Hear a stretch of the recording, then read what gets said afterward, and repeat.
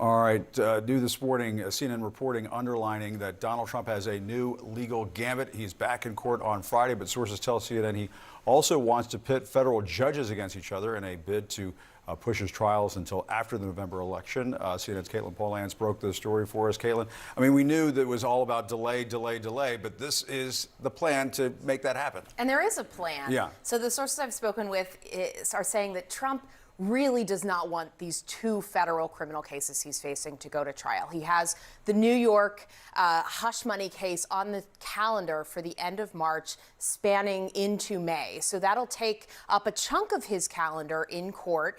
And then after that, there's a big question mark. Will one of these cases go to trial? Right now, his documents case in Florida, the classified records mishandling case, that's a federal case. It's scheduled to start in late May. But this Friday, his attorneys are looking to ask for a delay. That's what the sources are telling me.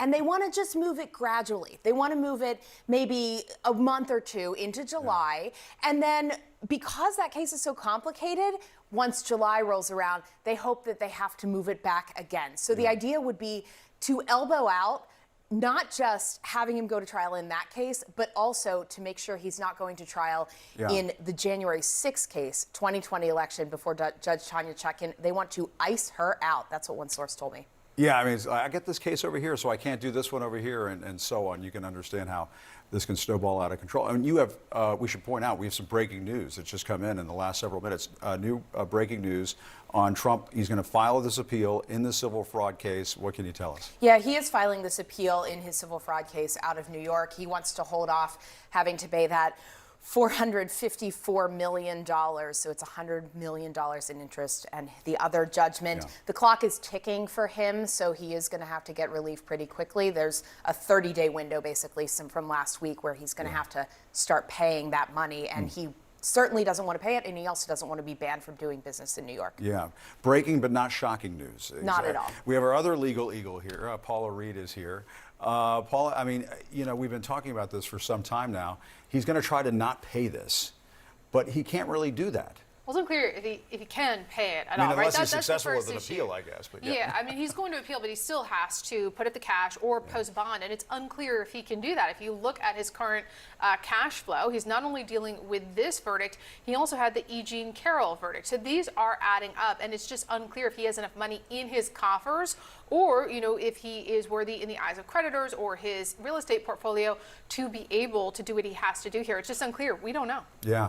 And the other thing we need to get into happening this hour, the Supreme Court is going to be hearing arguments in two landmark cases that essentially could open the floodgates to more toxic content on social media. I mean, anybody who has a phone obviously is concerned about this, but for parents who have kids are constantly worried about what's on these social media sites, this court could change basically the landscape for this. You're right, Jim. Yeah. This case could change the internet as we know it, because here, Florida and Texas have passed laws that would limit the ability that social media companies have to moderate what is posted on their platforms. Now, these states insist that social media, it's a new public square, and there should be protections for people to express themselves akin to what you have under the First Amendment, which of course only restricts the government's ability to infringe on your speech.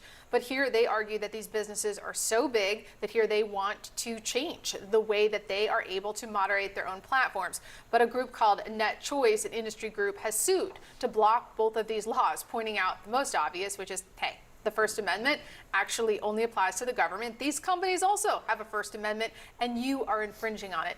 But it's interesting, the justices just started asking questions, and Justice Sotomayor, she started out by asking about, of all social media platforms, Etsy. And she talked about how they really have to be able to limit, I mean, forget about your hate speech, all those issues. She just, they have to be able to limit what's on their platform. Otherwise, it would be infinite. Otherwise, they wouldn't be able to do business. I'm going to start selling my Duke mugs on Etsy if they're going to let this go through. That's what's going to happen. You did not make that yourself, did you? This was made for me. This is my little dog, Duke, and I'm struggling on putting this on camera. But anyway, Paula Reed, very huge implications, more than just bugs, disinformation, all of that very much at play here. Paula Reed, thank you very much. In the meantime, we do have some other breaking news to tell you, and I'll stop talking about my dog. President Biden is planning a rare visit to the border on Thursday. Let's go straight to the White House. CNN's Priscilla Alvarez. Priscilla, this is a very big deal. A lot of folks have been asking, will the president go to the border? It sounds like he's going to the border. He is. It's a pretty extraordinary move because not only is he going to the border, he's also planning to go on the same day that former President Donald Trump is also at the border. What this indicates is a White House that is trying to flip the script on Republicans and seize on the issue of border security, especially after that Senate border deal that included some of the toughest security measures in recent memory tanked because Republicans backed away from it with the encouragement of former President Donald Trump. The White House has been hammering House Republicans on this, saying that they were ready to take these really extraordinary authorities, some that would include shutting down the border, and that the Republicans just walked away from that. And we also know that after this fallout from the bill, the White House has been considering executive action to take on border security. So all of this culminating on Thursday in this visit to the U.S.-Mexico border by President Biden. He has visited the border before. He went to El Paso during his administration. He's going to a different part of the Texas-Mexico border this time around, clearly trying to show or do a counter-programming here with former President Donald Trump. All right, fascinating. A lot of people are going to be watching that visit on Thursday. Priscilla Alvarez, thank you very much.